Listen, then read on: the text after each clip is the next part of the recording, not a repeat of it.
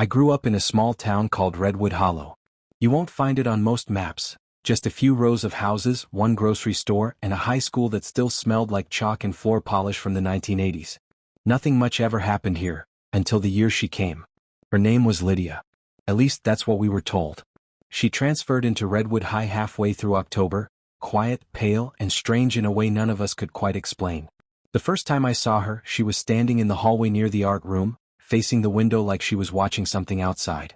The autumn light hit her just right, and for a moment I thought she was wearing makeup, until I realized it was a mask. Not a Halloween mask, not plastic, but porcelain.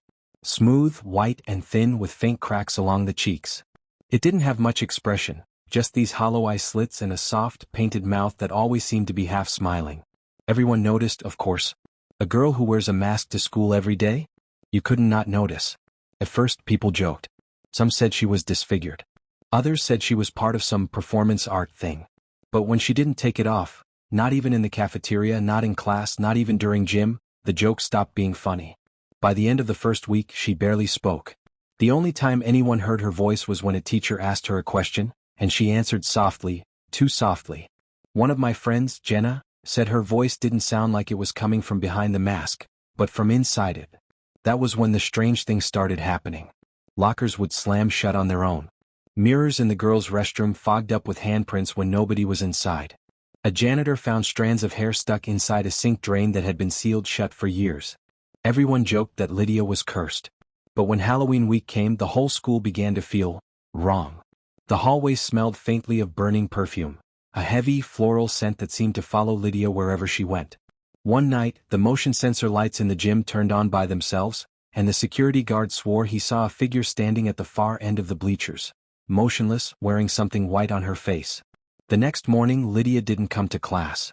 Her desk was empty, but there was something sitting on it, a single folded note that said, "You shouldn't have tried to see me." Nobody admitted to touching her, but the rumor spread fast. Someone, maybe one of the seniors, had tried to pull her mask off in the hallway the day before. By Friday, half the school was talking about her.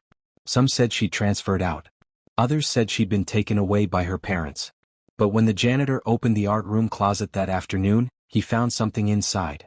It was Lydia's backpack, her jacket, and the porcelain mask, sitting neatly on the shelf, cracked straight down the middle. That night, the fire alarms went off at Redwood High.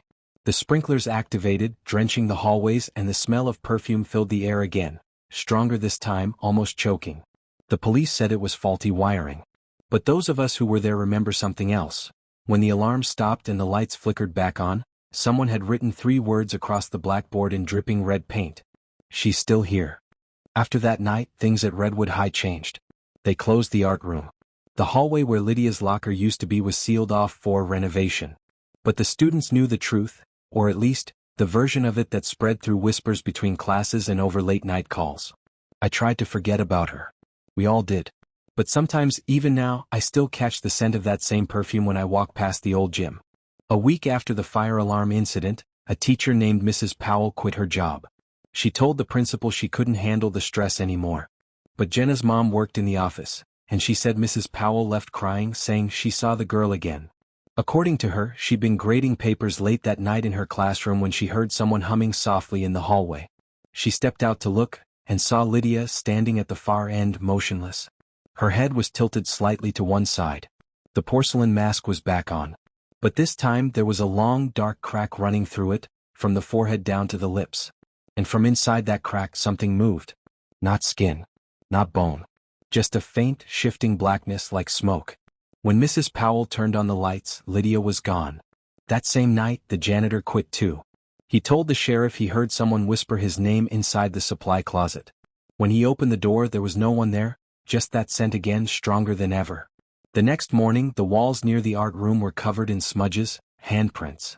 Small, childlike, and blackened around the edges. That Halloween, the school decided to cancel all events. No costume parade, no dance, nothing. But students being students, a few of us went anyway. Jenna, Mark, and I snuck into the gym after dark. We brought flashlights, snacks, and the kind of courage only teenagers think they have. The gym was colder than I remembered. The floor was slick with dust and ash. We sat on the bleachers, whispering, half joking about Lydia. Mark said he'd heard she'd died years before she even came to Redwood.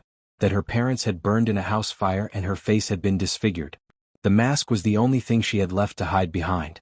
I remember saying, "That's not true." I saw her breathe. That's when the gym lights flickered on. Not all of them, just one near the far end right above the art display board. And there she was, Lydia, standing perfectly still, wearing that cracked mask again. The light buzzed and flickered, but her head tilted, not like a person, but like a marionette being pulled by invisible strings. Jenna whispered, "Lydia?" The girl took one step forward. The air filled with that perfume smell, too strong to breathe. I turned my flashlight on her, and the beam hit her mask just as it began to split wider. From inside, something like a whisper came through, low, trembling like a voice echoing from far away. "Why did you take it off?" The next moment the lights exploded. I don't remember running. I only remember the sound of Jenna screaming and the feeling of cold hands grabbing my arm, not pulling, just holding. When I woke up it was morning. The doors were locked from the inside and we were all lying on the gym floor. The police said we'd passed out from fumes, that the perfume smell was probably a chemical leak. But when they checked the camera footage, every frame from midnight to 3 a.m. was wiped clean. Except one. A single image. Lydia standing in the middle of the gym looking straight at the camera. The mask was gone. And where her face should have been, there was nothing but white. They closed Redwood High for good the following year. The building still stands, boarded up and silent. But every Halloween people say they see her in the windows, a figure in a white mask watching, waiting for someone to call her name. Candle, if you ever visit Redwood Hollow, don't look into the old school windows on Halloween night. Some doors, and some faces, are never meant to be seen again. If this story sent a chill down your spine, don't forget to subscribe to Do of Dread, where every story hides a truth you'll wish you never found. Candle new tales every week this October. Join the darkness before it finds you.